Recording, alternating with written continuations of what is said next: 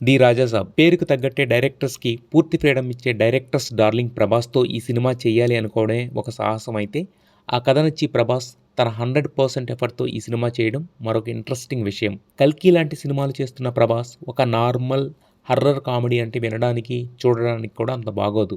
అందుకే ఈ cinema scale పెంచి హర్రర్ ఫ్యాంటసీగా తెరకెక్కించారు. ఈ సినిమా కథ చాలా సింపుల్.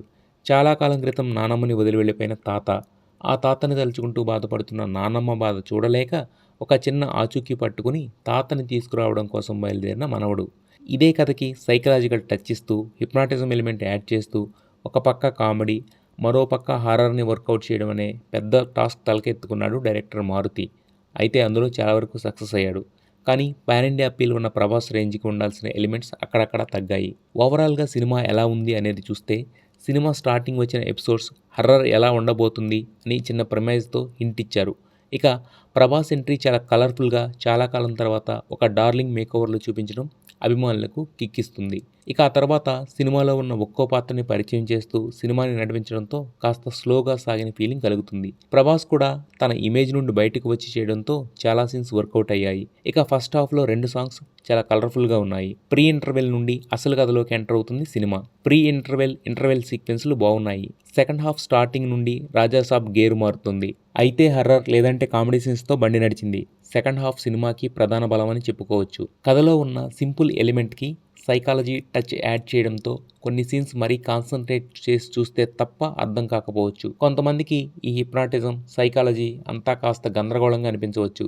జనరల్‌గా ఇలాంటి కొత్త మరియు కాంప్లికేటెడ్ కాన్సెప్ట్ ఎత్తుకున్నప్పుడు ముందుగా ప్రేక్షకులకు అర్థమయ్యే ఉదాహరణలతో చెప్పడం అనేది చాలామంది డైరెక్టర్స్ చేస్తుంటారు. కానీ ఇక్కడ మారుతి ఆ ప్రయత్నం చేయలేదు. అందుకే కథలోకి ఆ కాన్సెప్ట్ బ్లెండింగ్ అనేది కాస్త కష్టంగా అనిపిస్తుంది. సెకండ్ హాఫ్‌లో వచ్చే సాంగ్ 'నాచే నాచే' బావుంది. ఇక క్లైమాక్స్ అయితే ప్రభాస్ చెప్పినట్టుగా పెన్‌తో కాదు గన్‌తో రాశాడనుకుంటా మారుతి. అంత లెంగ్తీ సీక్వెన్స్‌ని ఆ రేంజ్‌లో ఎగ్జిక్యూట్ చేయడానికి డైరెక్టర్‌కి మాత్రమే కాదు, ప్రొడ్యూసర్‌కి కూడా గట్స్ కావాలి. నిర్మాతగా సినిమాని, డైరెక్టర్‌ని నమ్మి సినిమాకి ఎంత కావాలో అంత ఇచ్చారు పీపుల్ మీడియా ఫ్యాక్టరీ అధినేత విశ్వప్రసాద్. సినిమాలో గ్రాఫిక్ వర్క్‌కి పేరు పెట్టడానికి లేకుండా ఉంది. ఎవరెలా చేశారు అనే విషయానికి వస్తే, ప్రభాస్ ఈ సినిమాపై ఉన్న ఇష్టాన్ని మొత్తం స్క్రీన్‌పై ప్రెజెంట్ చేశాడు. ప్రభాస్ ఇలాంటి సీన్స్ కూడా చేస్తాడా అనేలా కొన్ని సీన్స్‌లో నటించి ఆశ్చర్యపరిచాడు. ఈ సినిమా వరకు తన స్టార్డమ్‌ని, ఇమేజ్‌ని పూర్తిగా పక్కన పెట్టేశాడు. ఈ సినిమాలో కీలకమైన నానమ్మ రోల్‌లో నటించింది జరీనా వహాబ్. నటన పరంగా వంక పెట్టడానికి లేదు. అల్జీమర్స్ వచ్చిన వ్యక్తిగా అపరిచితుడు ఛాయలు ఉన్న పాత్రలో మెప్పించింది. ఇక హీరోయిన్స్ నిధి అగర్వాల్, మాళవిక స్క్రీన్‌పై క్యూట్‌గా కనిపిస్తూ అలరించారు.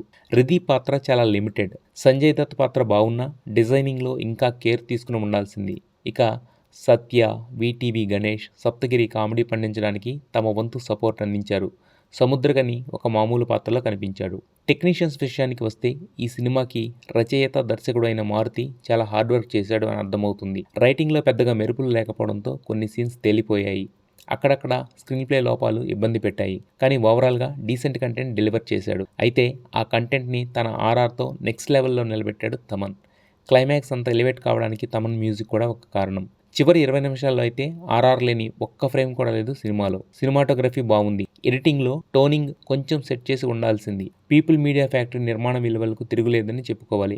సినిమాకి అవసరమైన ఆ భారీతనం, గ్రాండియర్ విషయంలో ఎక్కడా కాంప్రమైజ్ కాలేదు.